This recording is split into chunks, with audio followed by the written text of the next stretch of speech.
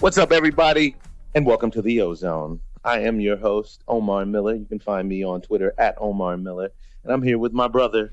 Terry Miller at Icons on Twitter and Instagram. Now what?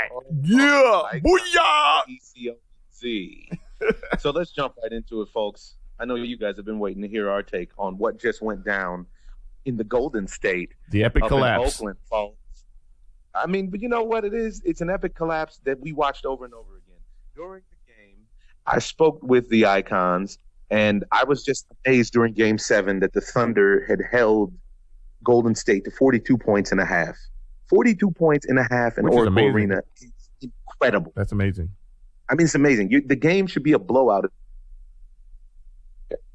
And at one point, it was a blowout. And what did the Icons tell me? Tell them what you told me.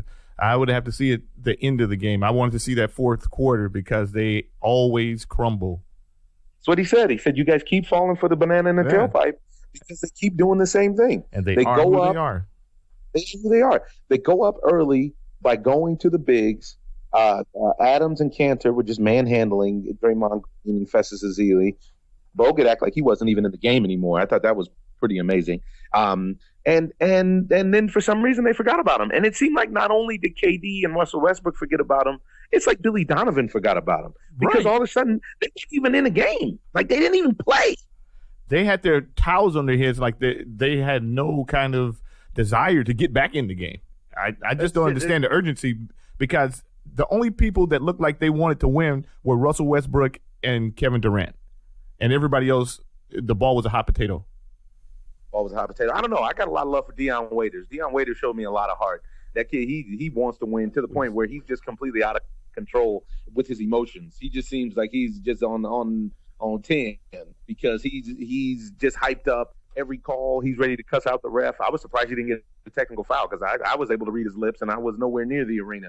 So I can only imagine what it sounded like live there. Yeah, well, but, No, you know what? But Deion Waiters has had this problem his whole career because everywhere he goes, it's the same thing. He always has a problem with controlling his emotions. As if you're a professional athlete, you have to have the discipline to control your emotions, especially in situations like that, because that's how you're going to produce.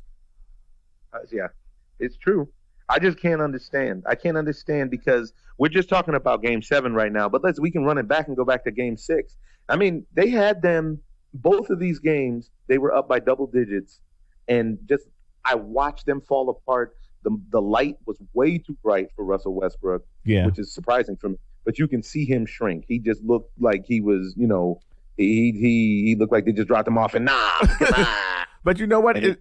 It's unfortunate because you can see that he wants it. He just doesn't know how to go get it. He doesn't know how to go get it. Yeah. And this is that theory of learning how to win. This is what organizations who have won can teach guys who haven't won. Oklahoma City's never won anything. And until they get some winners over there who have won, there's never, somebody has to teach you how to win on each level. Right. And they're going to take the long way home. And they're taking it. They're taking it. There's no reason that they shouldn't be in the finals. I mean, this makes no sense. 3-1. That's an epic collapse right there. This is what can destroy careers.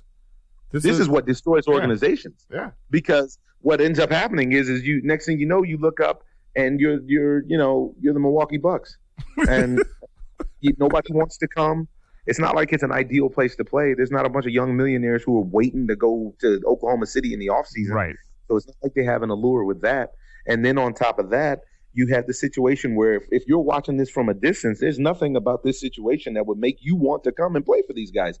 You're talking about you watch the game, and I don't know what it is because Kevin Durant, he's a lights-out guy, man. I think I read a stat that was talking about how Kevin Durant had more game-winning shots over the past 5 or 6 years than anybody in the NBA. That's unbelievable. And that it's unbelievable, but it's true when he's not, when he's not hurt. Right. You got to figure that category too, though, because you have Kobe, LeBron, all these other big name guys out there, and he's number one. Dudes. Curry, KD puts your lights out. Yeah.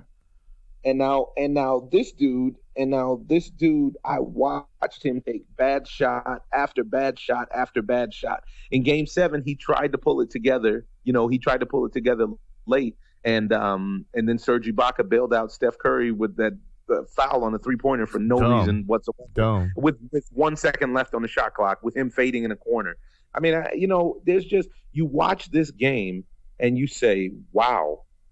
these guys are stupid. There's I don't get it. I don't get it. I mean, I don't either. I don't understand because, like I said, there wasn't enough urgency, especially when they got down. And I saw a lot of guys with their heads down. The body language was terrible. You know, they looked like they were defeated. Terrible body language. Early in the third quarter, once they came back. And you know what? Their body language was terrible, but not only was there not enough urgency when they get down, there's not even enough urgency, in my opinion, when they're up, because it seemed like that at times they would drop into a prevent offense, which prevents you from winning. Right. It's like they stop doing what it is that got them to that point. They stop attacking the basket. They stop getting three the hard way. They stopped doing all the stuff that it is that got them up by 13. And then they decided they wanted to get into the three-point shooting contest with the best three-point shooting team in the history of the NBA. And now they might be the next guest on the OZone podcast, to be honest. We have enough chairs here. Come on in. Hey, KD, come on in. Come on, man. It just doesn't – I just don't understand the logic. I don't see what it is that makes them say we're going to go away. Why do you not give Jerome Bettis the ball in the fourth quarter? In all sports, I don't understand. Right. He keeps you there. You know, the old folks say, and the Southerners say, dance with the one who brung you. Yeah. And they don't do that. I don't know why. I just can't understand why they don't want to do that. You were emotionally involved with the OKC Thunder because you're hurt. You're hurt. It's sports in general because I don't like to see bad sports. Yeah. I don't like to see people who don't live up to their potential in general. And OKC, for the majority of the minutes of this series, looked like the better team. I mean, if you watch the series, there's no way that you could watch a series and not come to that conclusion, in my opinion. Now, on the flip side, you get the Golden State Warriors, who showed a lot of heart because they had their back to the ball, and the Splash Brothers showed up. Yeah. I think more they showed a lot of weaknesses as well. Than MVP. Yeah. They did show a lot of weaknesses. But if anything comes out of this series, in my opinion, it's just exactly how beatable that they are, because they looked very, very beatable in this series. You know, but I don't know. I mean, Steve Kerr and all these other guys that all the staff, they put some schemes together that work. I tell you what, I was more impressed with Klay Thompson than I was with anybody in the whole series. Yeah. And maybe in these entire playoffs, I'm more impressed with Klay Thompson. This guy, you know what? Steph Curry seems like the best guy on the planet. He really does. He seems like a great guy. He's a Christian dude. He's got a great family. He got his kids, and it's all good. Right. But for some reason, no one can seem to stomach criticizing Steph Curry. And then whether it's because he's injured or whether it's just because things weren't working his way, there was a lot of bad decisions made by Steph Curry in this series. A lot of bad passes, a lot of bad shots, and he was bailed out either by his team, which is what they're supposed to do, and or by the Oklahoma City Thunder, which was just completely disturbing to me. Yeah, well, you know, OKC, they are who they are, and you can't expect more than what they just gave you, because this is classic OKC. This is classic. Classic OKC, bro.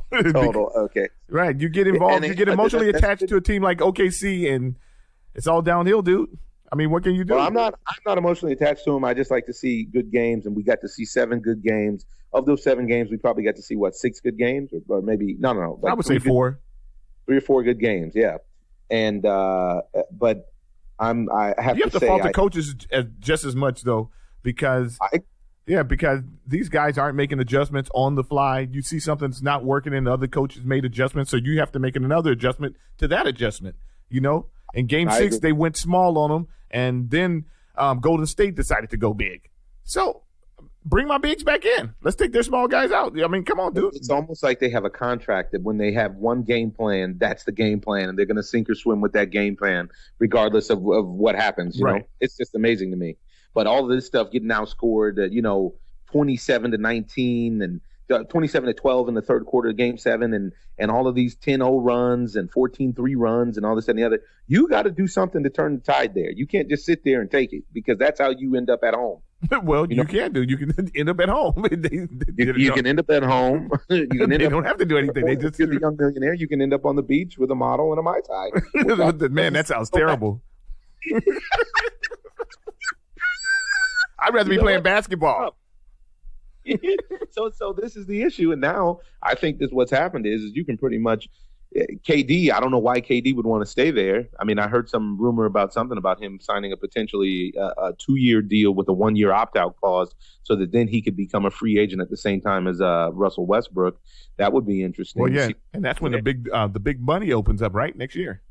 I think it's this year and next year, but I guess next year is when it really, you get like a crazy, you get baseball kind of deals. You get Clayton Kershaw money if you're in the league next year. And it's just interesting to me. But, well, we've covered them breaking down.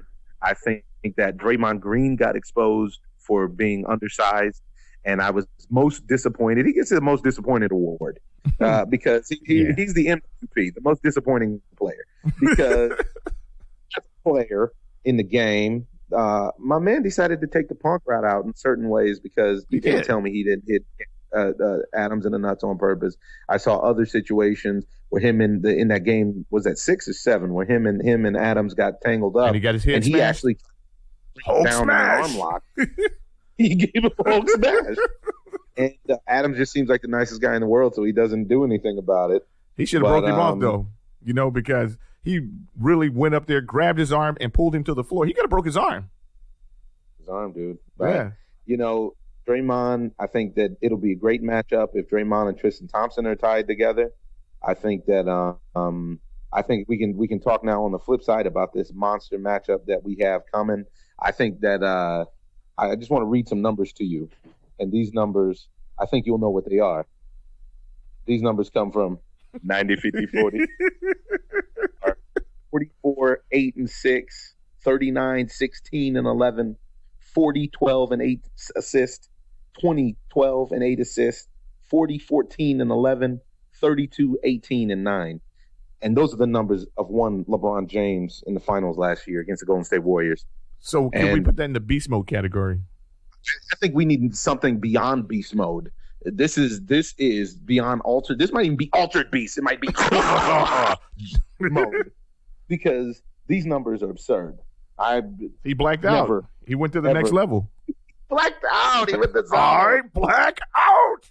And he still ended up with the Jordan meme. So what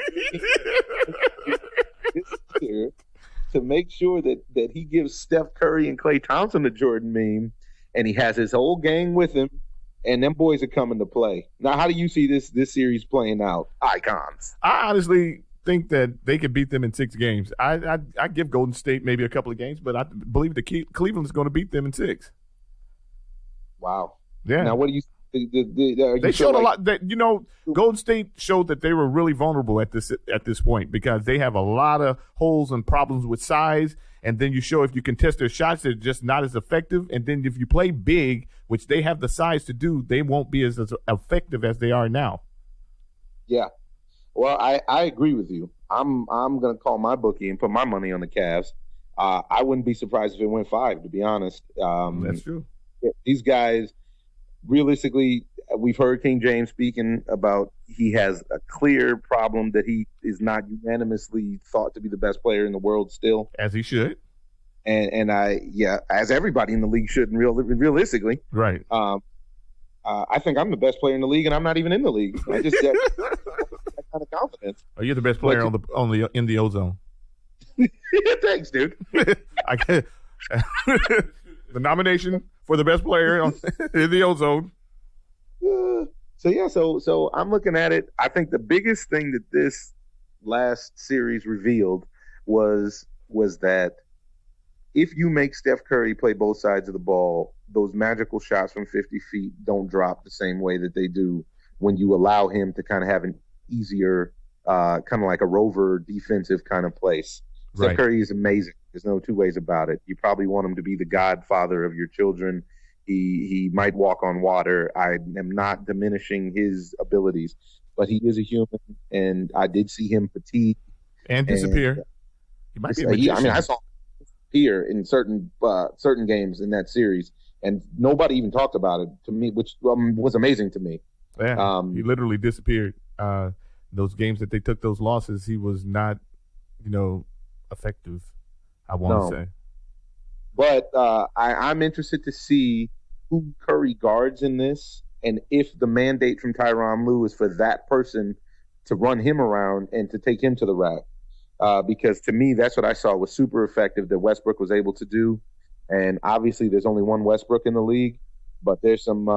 Kyrie got it for him. Kyrie is going to be a problem. I think Kyrie's going to be a problem, but you know what? It was the physical nature of Westbrook that seemed to really just give him fits, you know? Right. And the physicalness of him, you know, the physicalness of him just banging him, going to the rack and getting the foul. I really feel like that was a big deal. But I think that J.R. Smith and Iman Shumpert are going to have to earn their money in this series.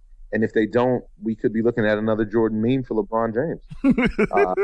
I really don't see it happening. I would be very, very surprised to see anyone beat him like back-to-back in the finals. Me too. That would really be devastating. And I think that he's smart enough now to know that he needs to take control, you know, when he needs to. He's trying to get everybody incorporated in the game now.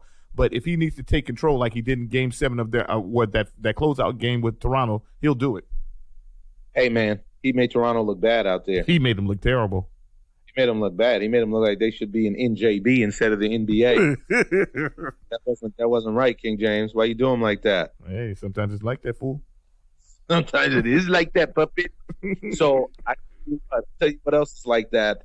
I don't know what you're wearing right now, Icons, but me, myself, I'm in the Chicago O'Hare Airport, and I'm sporting some 5'4". 5'4" hoodie. 5'0", see that? There you go. And I'm in a nice light spring jacket. And let me tell you how it works. For just $60 a month, you get an expertly curated package of exclusive clothing that you get to keep every month delivered at your doorstep. And that will be worth $150 or more. Nice. The 5'4" Club is where it's at. Join up. Be a man. Find your style and your voice.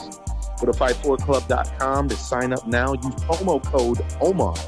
And you're going to get some money off of your first couple months. I guarantee you that. And if you don't, you call us up. You find me on Twitter, and I'll find those guys at 5'4", and we'll get you clothed and styled. That's what we're going to do. So moving on here, I got some interesting things to throw at you here, Icons. And I want to move into the realm of Major League Baseball, which I know that you know a thing or two about. Yeah. I am overwhelmed at what Clayton Kershaw is doing. I'm ready to call this the Kershaw zone instead of the ozone. Right? I could just do endless talks on Clayton Kershaw. And I think I figured out why he's so effective. You've done a case study. I've done a case study. I've written a thesis. And Sean, you presented to us.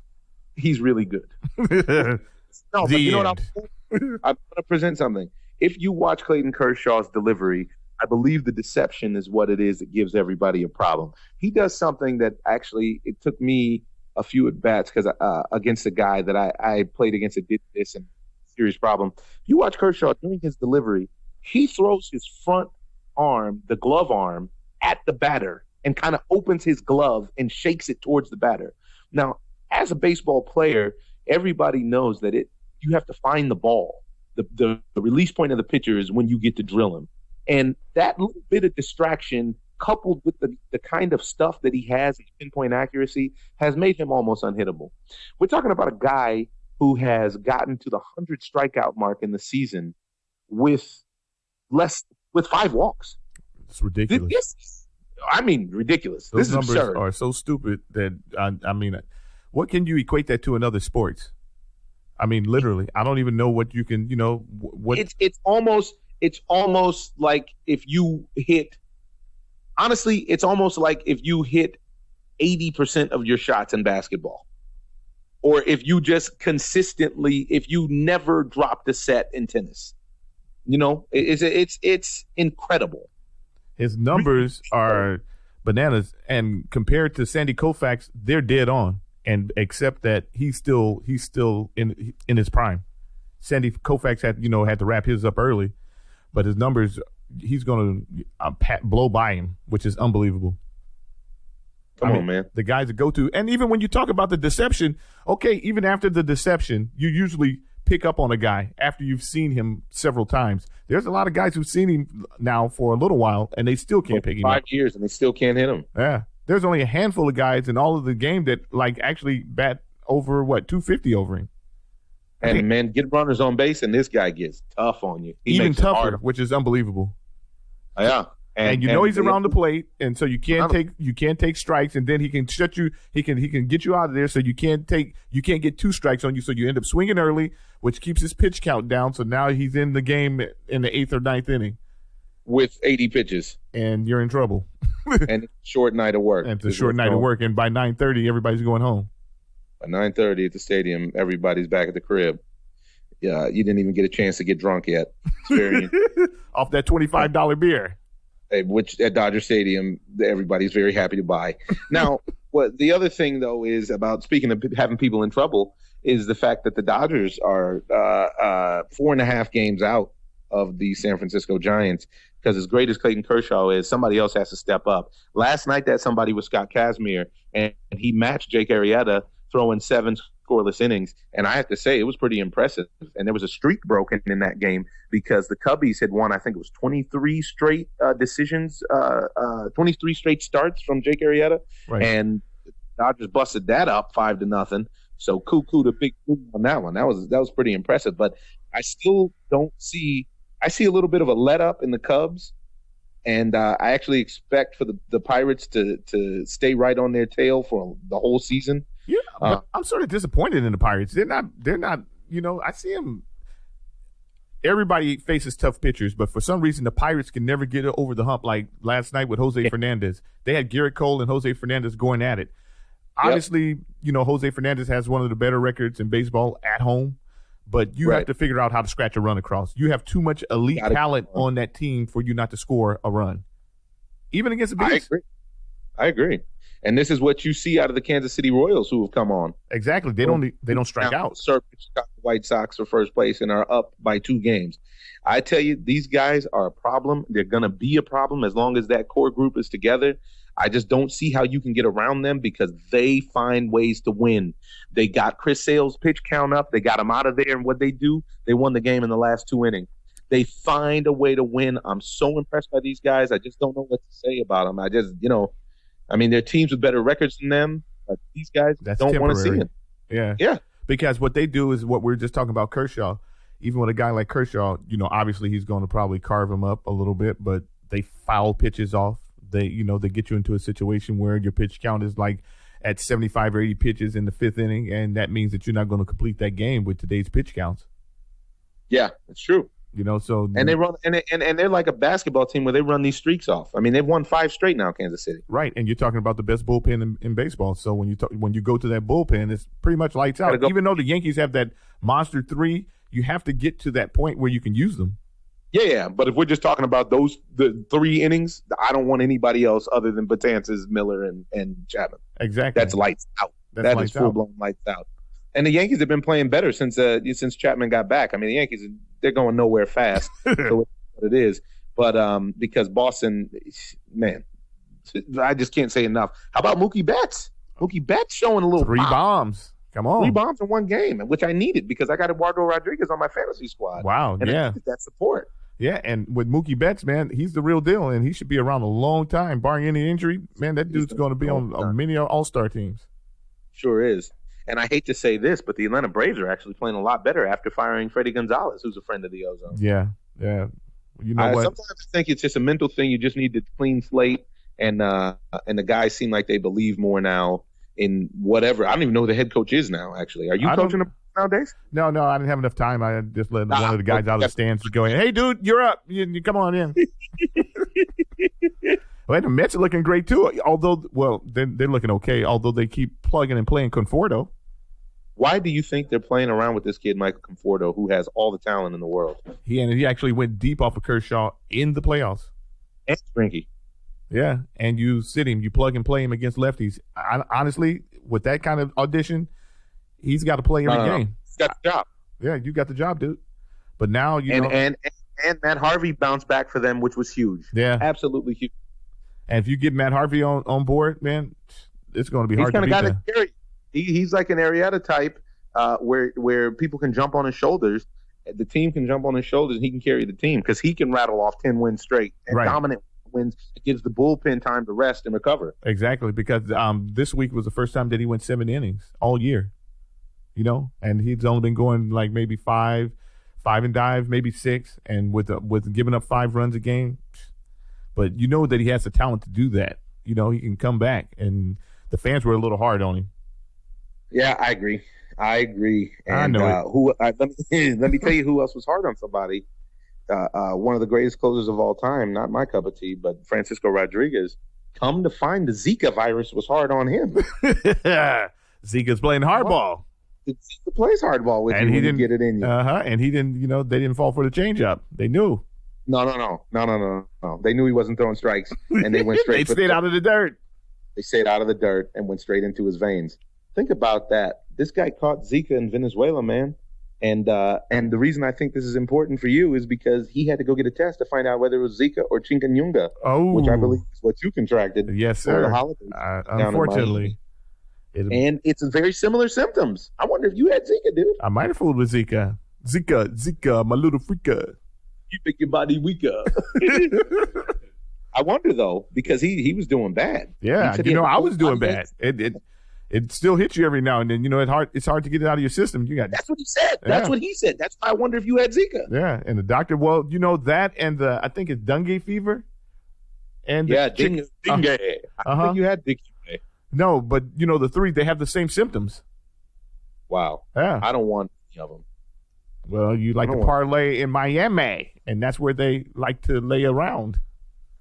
Yeah. Well, let me tell you where I like to lay around. I like to lay around in a nice plush hotel room. And the way that I do that is by going to Hotel Tonight. I've downloaded Hotel Tonight on my phone. They've helped me out many a night.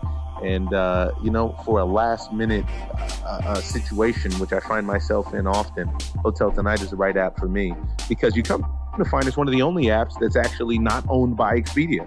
Yeah. Did you guys know that all of these different apps pretty much are owned by Expedia? So even if you think you're booking with somebody else, you're just competing against yourself. Priceline, Hotels.com, all of them. Pretty disappointing. So you get time, go download the app on your smartphone, Hotel Tonight. Check it out. Let me know what you think. You know what I like at Hotels Tonight? I like the referral system. I like that too. Really nice. Pretty strong. Ooh, excuse me. Pretty strong. And if I knew my code, I'd give it out so that everybody could. Yeah, I'll put mine on Twitter. Oh, they got me. Yeah. So I'm very happy. I'm not happy Alex Wood is hurt, but I'm happy that Urias is going to come back up. I think he got the raw deal in that opening start. That was rough. Yeah, and they squeezed him a little bit, but then I think that was bad. Unfortunately, a bad management call. You start this kid on the road against one of the better teams in baseball and in one of the toughest cities in baseball, and you throw him out there and you say, okay, kid, go get him. I mean, he hasn't proven anything, so you can't just put him in a bad situation, So I guess maybe they just jumped him in a sense. Now he's ready to go. They put him on the LA set. Right? And speaking of being ready to go, we got the French Open that happened right now, and out at Roland Garros, Serena Williams is chasing Steffi Graf for a sports record that probably no one thought would be even approached, let alone matched and broken. Serena Williams is trying to win, I think it's her 23rd Grand Slam. That's unbelievable. Which Steffi Graf. It's incredible. And she's looking good. Unfortunately, Venus got knocked out. A couple of other American potential promising players got knocked out. But Serena looks good, looks dominant. I like her to win this one. I like Novak on the other side. I'm really impressed. I'm really impressed with her longevity because it seems like she's been playing for 100 years already. Yeah, she's been battling injuries too as of late, and she's winning still, so which is very, very important at the end of the day. And I think that she's going to, you think she's going to do it? I think she's going to do it. I think she's going to do it. I think she's going to do it here in Paris, and then I think in Wimbledon she's going to break it, to be honest. Wow. I think she's really focused. Now, why do you think that we don't celebrate her like we should? You know what? Because I think tennis in general isn't as celebrated in the United States as it is around the world. It's kind of like soccer. It's like a little brother. But really, she's one of the greatest athletes of all time, period. Yeah. Point blank, plain and simple. In any sport. Any sport whatsoever. It's true. And And it's just amazing because she doesn't get the fanfare that she deserves. I mean, you know, people will talk about her outfits that she plays in as much as they'll talk about her game, which is just disturbing. Yeah, that just shows how superficial we are. Yeah. Well, there's been another wonderful edition of the Ozone, folks. We took a really heavy hit in this past week. We lost a family member. We lost one of our brothers. And it's been a rough week. We appreciate you guys waiting for this podcast to come out. We're going to play some music. We've dropped a couple inside jokes of our own in memoriam of him. I'm going to leave you guys with a quote from Lao Tzu. If you do not change direction, you may end up where you're heading. Folks, cherish your loved ones. Go out there, watch some sports, give somebody a hug, and compete hard. This is Omar Miller from the Ozone reporting. Ozone.